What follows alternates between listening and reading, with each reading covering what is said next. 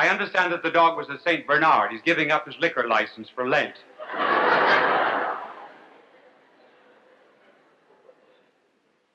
Perhaps we can introduce this subject by telling you the story of someone in the South who was arraigned before the judge, and the judge said to him, "Sam, do you promise to tell the truth, the whole truth, and nothing but the truth?" And he says, "Judge, if you're going to put me under those limitations, I haven't a word to say." And so there are people who believe there are no limitations, that the philosophy of self-expression is always right, and that repression of any kind, and asceticism, self-denial, mortification, all of these things end in a frustration of personality. Now, because the philosophy of self-expression is so very general in our land, may we analyze it and ask, is self-expression always right? In order to answer the question, one must begin by making a distinction. Now, self-expression can refer to one of two things. It can refer to something, for example, that is simple, or it can refer to something that is complex. A thing is simple, for example, when it produces only one effect. It is complex when it produces many effects. Now, self-expression is always right when it refers to something simple. For example, a bedbug has a perfect right to self-expression. So has a flea. So has fire, so has water, so has ice. When you get into something that is complex, and therefore capable of producing several effects, well, self-expression may not always be right. It may sometimes be wrong. Now, let us take some examples of complex things. For example, is a locomotive more self-expressive when it is on the track or when it is off the track? Is a razor more self-expressive when it shaves the beard or when it cuts the face? Or take a cold, a common cold. Now, many people have colds, and you are asked, "How is your cold?" You say, "Oh, my cold is terrible." No, the cold as a cold may not be terrible. The cold as a cold may be very good. You may be terrible as a result of the cold. Because inasmuch as you have the cold now, we're dealing with a certain amount of complexity. And I can imagine very well a doctor being called in, and you say, "Doctor, will you please care for me?" And the doctor says, "You know, as I examine your flu germs, I want to tell you that you have a particularly fine culture of germs. I do not believe that in my life I have ever seen germs in better and more complete development than they are in you. And being a scientist, I am in favor of self-expression. I therefore am going to develop this flu within you in order to study all of the effects. Oh, I know that you want me to cure you. You say that your health is more important. Now that means I have to repress these germs. Do you realize that? As regards your health being more important, well, Einstein says everything is relative. It's purely a question of relativity. For my part, I'm going to express my love of germs. Is it really that simple? Was the doctor right in being that self-expressive? Or were you right in insisting on your health? Now, inasmuch as we are dealing, therefore, with something complex, because we are dealing with man's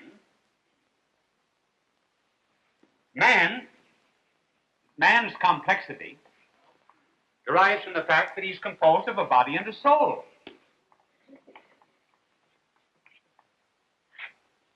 Matter and spirit.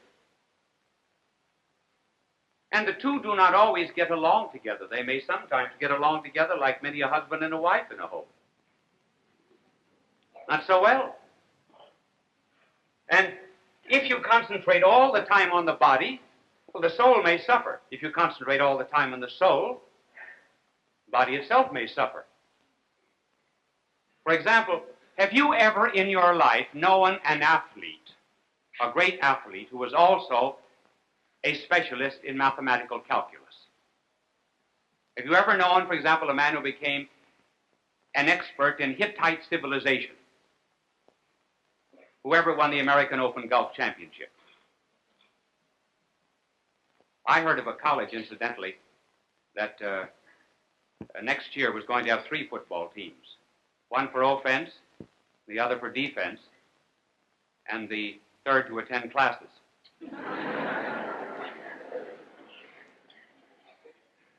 Did you ever know a very athletic girl who was strong enough to do indoor housework?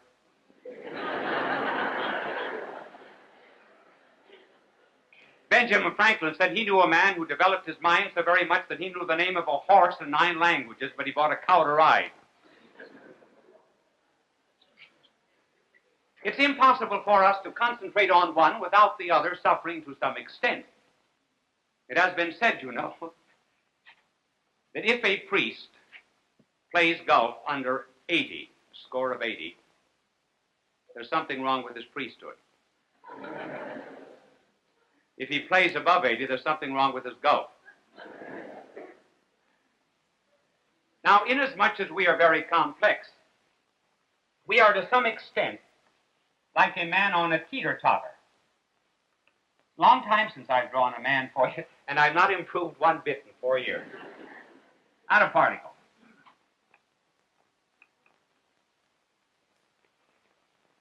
Now, it happens that when, for example, a man represses his love of self, that his sense of solidarity and community goes up. Many a wife has said, for example, of a drinking husband, he's so wonderful when he doesn't drink. So if he represses drink, there's an elevation of his home life. Take, for example, going to a picnic.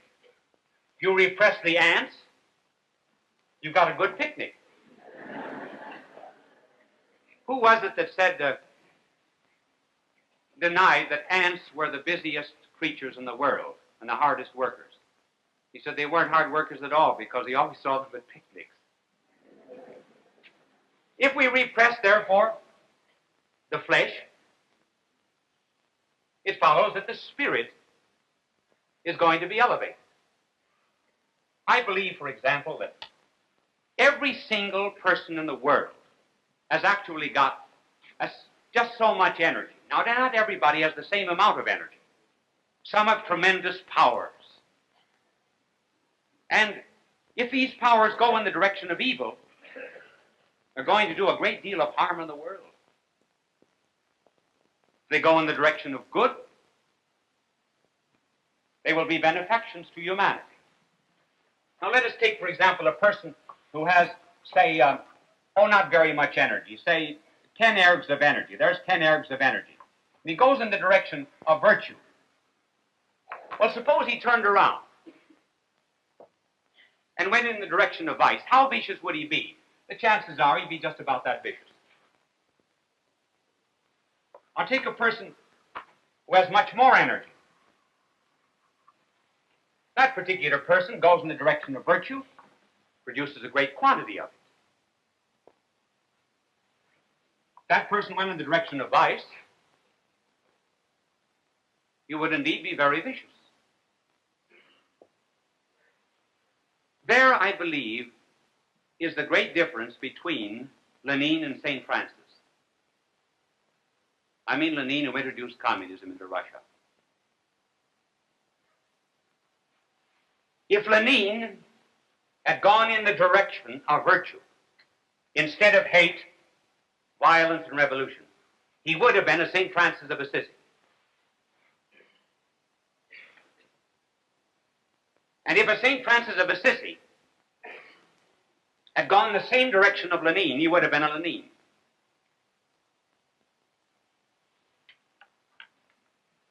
Almighty God can deal with people who have a great deal of force and passion. That was one of the reasons, I think, why he loved Paul. Paul could hate. Not simply because Paul could hate, he had a tremendous capacity for love. The passion of Mary Magdalene was never killed. The passion of Mary Magdalene was just simply turned into another direction. And very fittingly, therefore, she's been called the 13th apostle.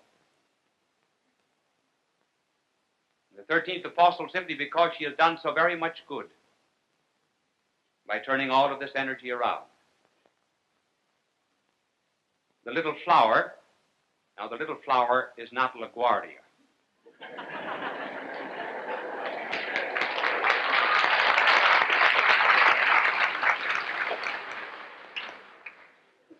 The little flower was the saint, St. Teresa. St. Teresa said that if she had followed her passions and had not in some way repressed that which was evil within her and had not responded to God's grace, she probably would have been one of the most evil women who ever lived.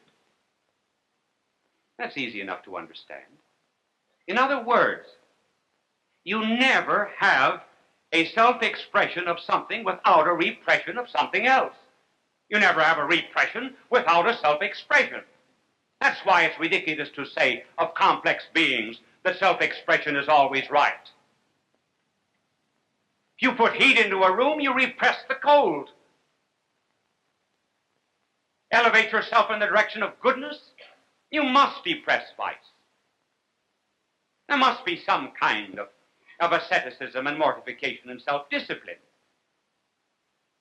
When then is self-expression right? Well, self-expression is right when it is directed to that which is the highest in our being. For example, when the mind is directed to truth, when the will is directed to goodness, when the body is more important than the raiment, and the whole being is directed to God, where the personality is also directed to its duty. And self-expression is always to be praised. And then it aids in what is called self-possession. Otherwise, we are possessed by something that is outside of us. And that is why, incidentally, our blessed Lord said, if your eye scandalizes you, pluck it out and cast it away. If your hand scandalizes you, cut it off and cast it away. It was not that our blessed Lord recommended an incomplete body, but rather he said sometimes that which is lower and base will stand in the way of that which is higher. And just as a ship in a storm at sea must be prepared to sacrifice its cargo, so too we must be prepared to sacrifice the lower things in order to possess the higher.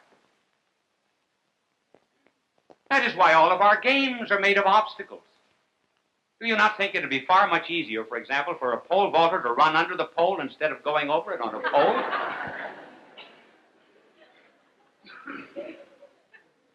Wouldn't it be much easier for basketball players if the baskets were down about 6 feet?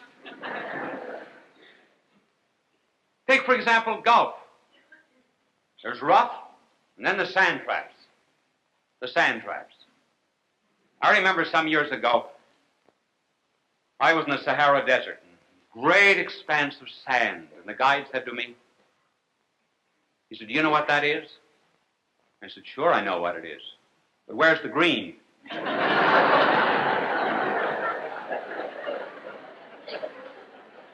That was the only part of the golf course I knew.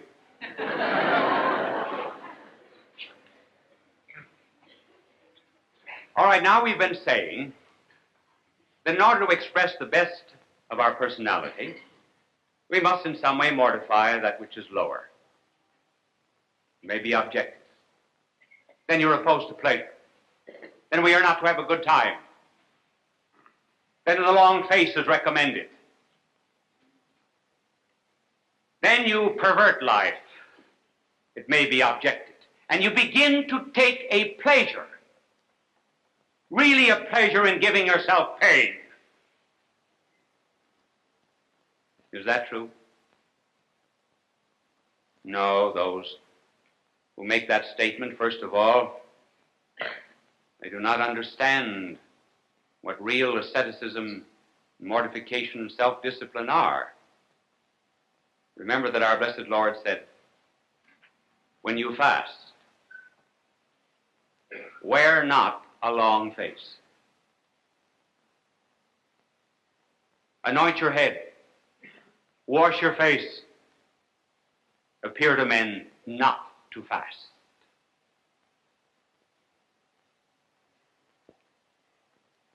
It is also worth observing, and this is interesting. Suppose I just ask you the question. Can you ever recall in the gospel where our blessed Lord ever sang,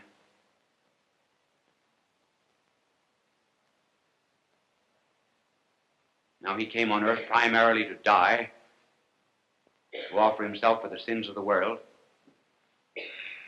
When did he sing? The night that he went out to his death. It was the only time he ever sang a song. Was that denying pleasure?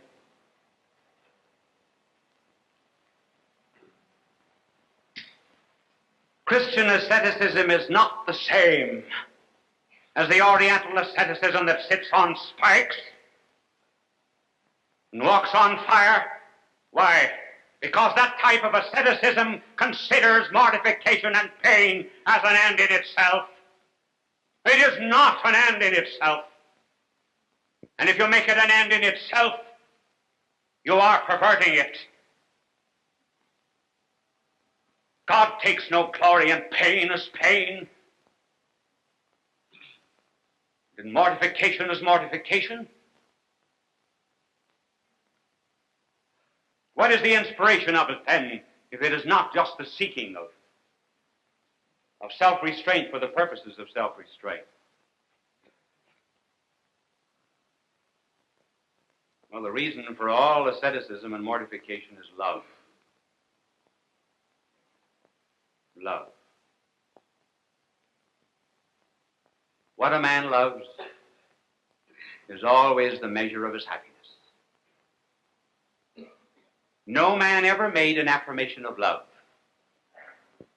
without at the same time making a negation of something else. When we love something, we are willing to dispense with all that stands in the way of that which we love. That is why, for example, a man who loves vice cannot bear the talk of religion. His love is elsewhere. The man who loves virtue, repelled by vice. See how many lives are changed when a new love comes into them. For example, a baby in a home. Look at all the sacrifice a baby inspires. Mother and father, the husband and wife would certainly never get up at 3 o'clock in the morning just for the fun of it.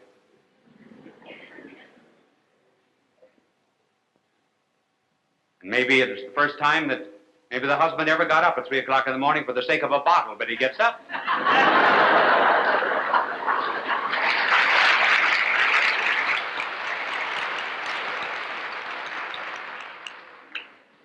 Then they stay at home at nights. They deny themselves certain clothes and even food in order that this new life of theirs may prosper. It was love that inspired the sacrifice. When a man loves a woman, he gives her a ring of gold. Why? It represents a sacrifice. The day that men forget that love is not synonymous with sacrifice, they will ask, what kind of a cruel and ruthless creature was that woman to have asked for a ring of gold instead of tin? It's the day that men forget that love is synonymous with sacrifice, they will ask, what kind of a God is it that asks for mortification and self-denial? When young people are in love, one will ask the other, do you like me in red? Maybe the girl will say to the boy will say to the girl, how do you like my hair? Do you like it when I have my hair standing on end like frills upon the fretful porcupine? Would you rather have my hair brushed back? Why? Simply because one wishes to satisfy love. Now take, for example, like dieting and fasting. What's the difference between dieting and fasting? You lose 20 pounds either way. Materially, there's no difference. You diet simply because you love your body. You fast because you love your soul. That's the only difference. The only way, therefore, we can show love of God is simply by getting rid of those things that weigh us down and prevent the flight to God. Why not, therefore, for example, in season of Lent rolls around, we'll give up the cocktail. Send me the 50 cents now, send it to the poor of India. That's a good idea. Give up one package of cigarettes. Give up one package of cigarettes a week. Send me the 25 cents now, send it to 80,000 of our lepers that we're caring for. Just give up one movie a week. Now send it to some of the refugees in Vietnam. And then you'll show a certain amount of love. This is the world problem, actually. I'm making it very simple. But the difference between the civilization of the West and the civilization of the East is this. This is our Western civilization. We have a love without sacrifice, without self-restraint, without any mortification. Communism, on the contrary, is a sacrifice without love. A love without sacrifice is what? A love without sacrifice is sentimentalism, romanticism. It is softness. It is the rotting of our nation.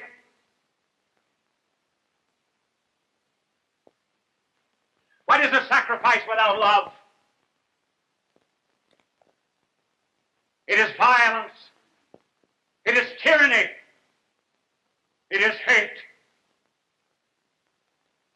It is the totalitarian state. We have to be aware of this, reminding ourselves of what Toynbee said, that of 19 civilizations that have perished from the beginning of the world until the present time, 16 have perished from within. They died of softness. It could very well be that in a struggle just on the natural order alone, that Russia might be stronger because it believes in discipline, believes in sacrifice, believes in a certain amount of negation, self-negation in order to attain its ends. But that must not be so, and that will not be so, provided we who know something about the cross in our civilization will introduce self-discipline, mortification, self-restraint in our home, in our nation, in our schools, that we may bring peace to a tortured world. Bye now, and God love you.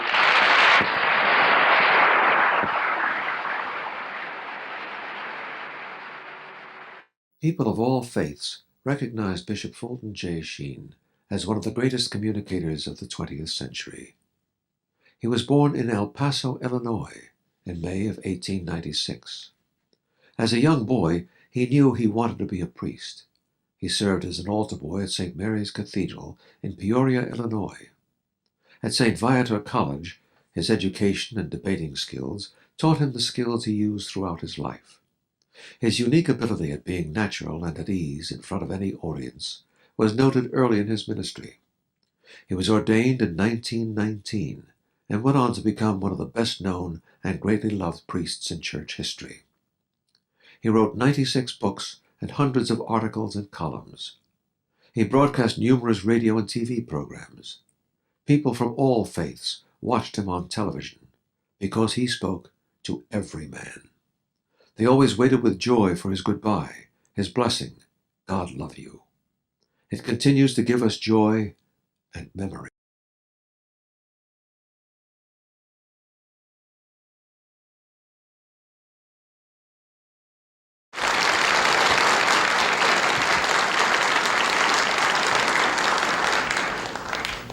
Friends, the few minutes before television program begins are always moments of tension. There's a countdown and one is always waiting for the cue to start. It reminds me of a woman in an Arkansas town, a very small town. She was trying to crash the society in this village, but her husband was not very social, so she kept him upstairs with instructions that he was not to come down to the tea under any circumstances. She invited in the ladies, and she was charming them at tea, And her efforts were just about crowned with success when a voice was heard from upstairs. It was the husband, and he was saying, "Ma, there are only clean towels in the bathroom. Is it all right to start one?" So we get the cue and start a television show. And this one is about America. Sometimes the Europeans make great fun of us. This really and truly happened to a friend of mine who was studying in Switzerland. And it seems this American had gone over for his first visit to Europe. And my friend in Switzerland, who was an American, said, "Well, how do you like Europe?" "Oh," he said, "I don't like anything about it." He said, "They're not up to date. They do not have the latest gadgets. The television not in the hotel rooms." And then he said, "Buildings are old." He said, "There are churches here that are over 1,000 years old." And then dirty. "I don't find anything beautiful here." My American friend said, "Well, don't you think Switzerland is beautiful?" He said, "Take away the scenery and what have you got left?"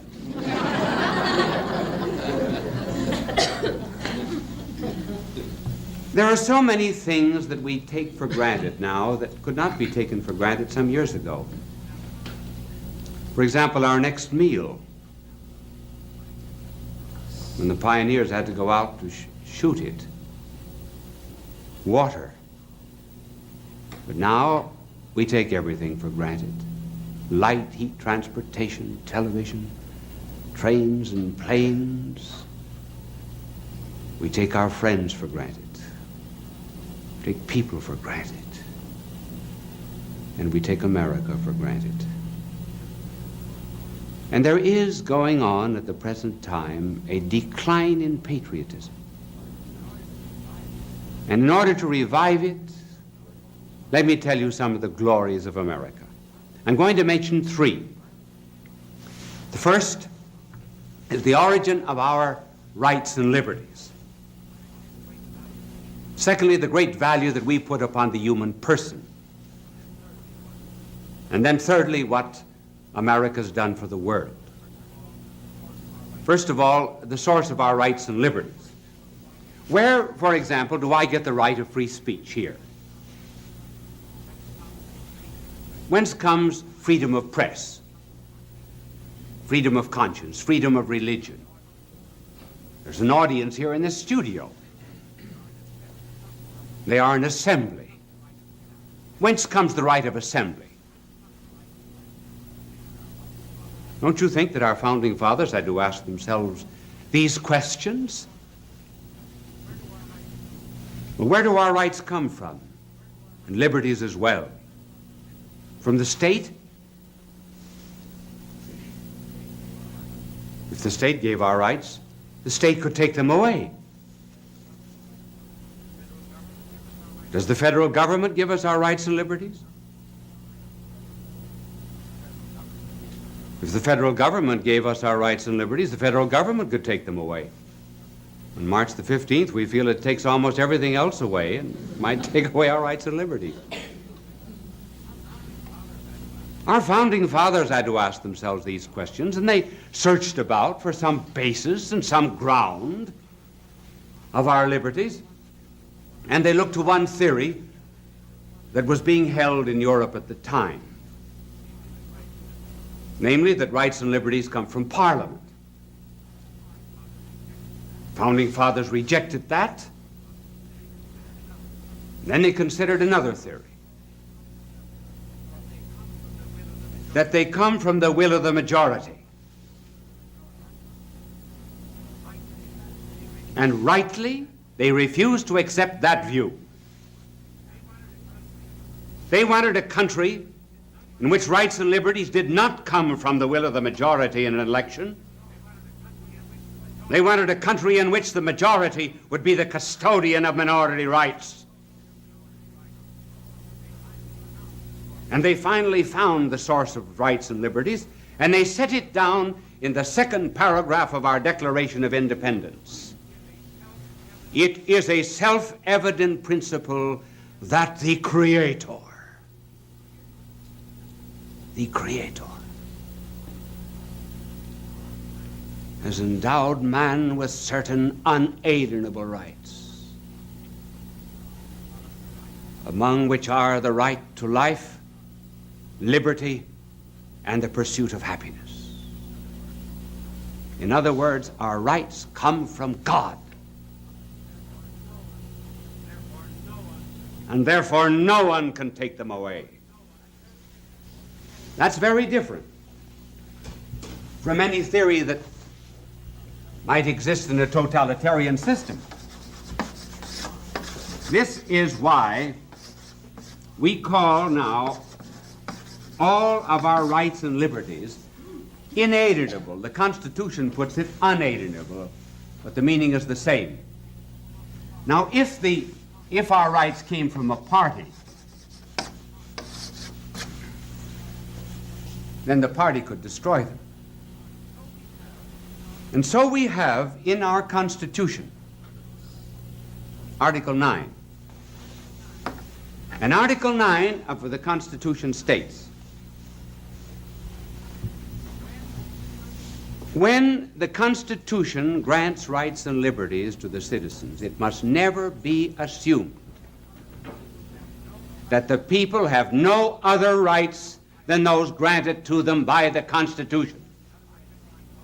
In other words, simply because we have certain rights, we must never think that we have them because they're in the Constitution. No, we have them because they're divinely given. And we do not have to wait for all of our rights and liberties in the enumeration by a Bill of Rights or the Constitution. See our country as theological foundations. In other words, our Declaration of Independence is a declaration of dependence. We are independent because we are dependent on God. If we wish to keep our rights and liberties, or rather our trees, we have to keep our forest. If we wish to keep our light and heat, we must keep our sun. If we wish to keep our perfumes, we must keep our flowers. If we wish to keep our rights and liberties, we must also keep our God. Piety and patriotism go together. That's the first glory of being an American. And then there's another. And this second glory has to do with the value that our government puts upon the human person. Have you ever noticed how our Constitution begins? It begins, you see, no matter what I talk about, my angel cleans my board for me. Even though it's on the Constitution, he still works faithfully. Now here is the way our Constitution begins. We, the people, decree and ordain a Constitution. Who are people?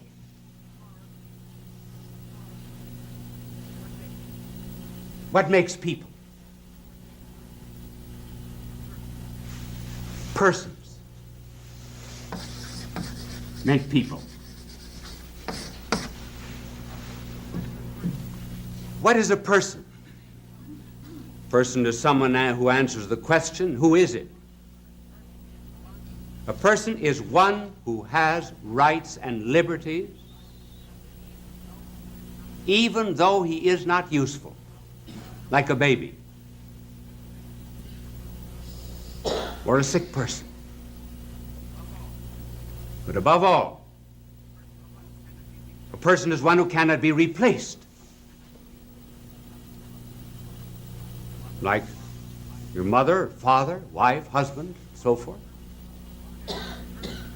And a person is one who is self-determined. In other words, a person is one who has a right to go in and look at 20 pair of shoes in a shoe store and not buy a one. The determination comes from inside oneself, not from the outside. One is not pressured. Persons are not the same. Here I'm going to become technical for a moment. Persons are not the same as individuals.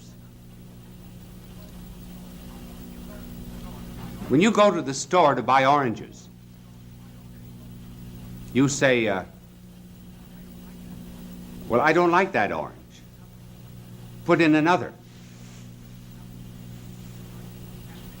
But you can't say that about persons. A mother who has 5 children can't say, oh no, I don't like that one. Give me another one. She has it. So individuals are very often just things. Now, our Constitution states that we are made up of persons, and persons in community constitute people. This has great bearing in the politics of the world today. What's the contrast? Of what does communism speak? People? No.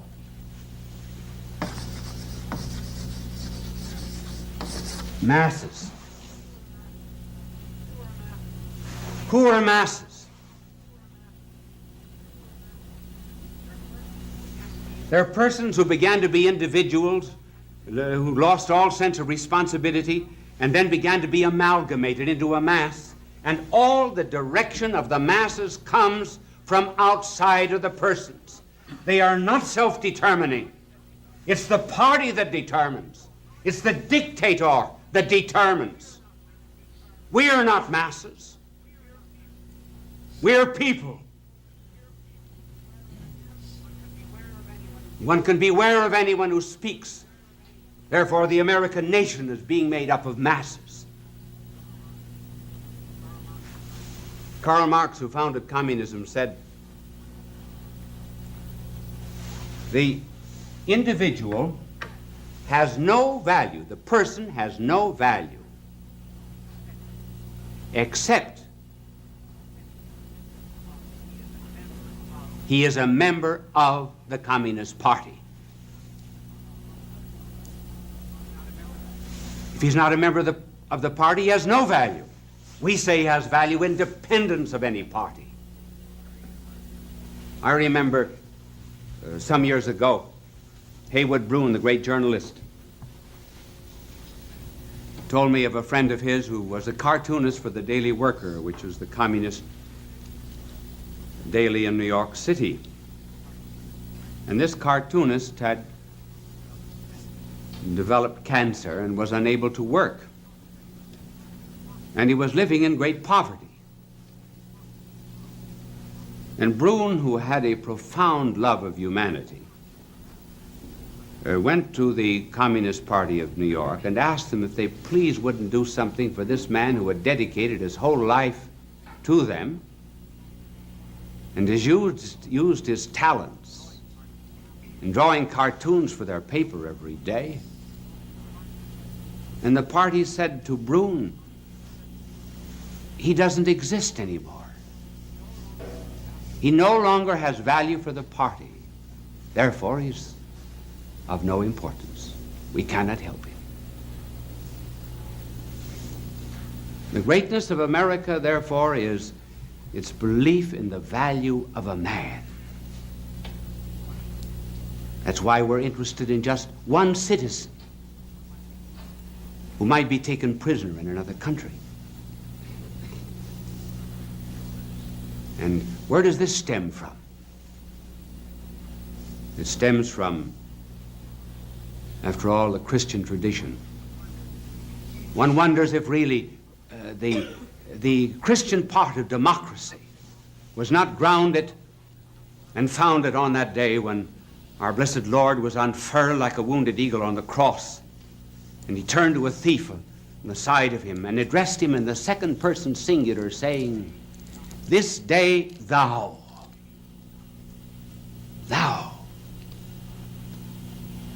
shalt be with me in paradise." He called his sheep by name. Everyone had a value because he was a person and therefore bore the image and likeness of God. This is the second glory of being an American. And the third and final, though there are more, but we do not have time to develop them all, it's our relationship to the rest of the world. Look at what we have been to the world since our beginning. The very beginning of our national history was one in which the United States was a sanctuary to the persecuted peoples of the world. In other words, those who were suffering from any kind of intolerance could come to our shores. And that still is true. Just as there was a ring on the door of certain churches in the Middle Ages where a criminal was pursued by law could have recourse. If he touched that ring, he was immune from civil prosecution, threw himself upon the mercies of God and the church. And we've been that sanctuary to peoples of other lands. And then we became an arsenal.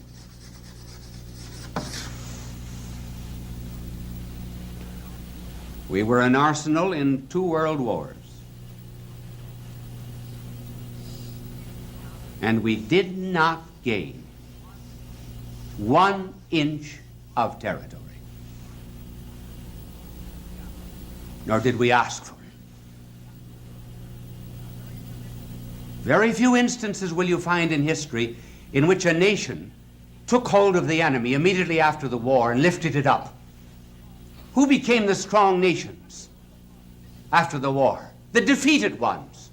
Japan, Germany, Italy. We reached out a hand to them, loved our enemies, were happy when the war was over.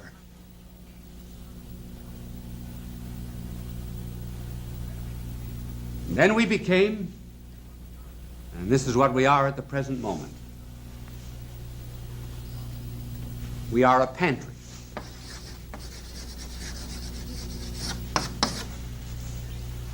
A pantry to the world inasmuch as we are helping to feed the world. And I'm speaking not just of giving money, because that does not make many friends. I rather speak of the food that we are sending to the 2/3 of the people of the world who go to bed hungry every night. Do you not think that this is going to draw down upon us many of the blessings of God? And while we find complaints, and there are always complaints in any human temporal society, nevertheless, I believe really and truly that we are destined under providence to be a secondary cause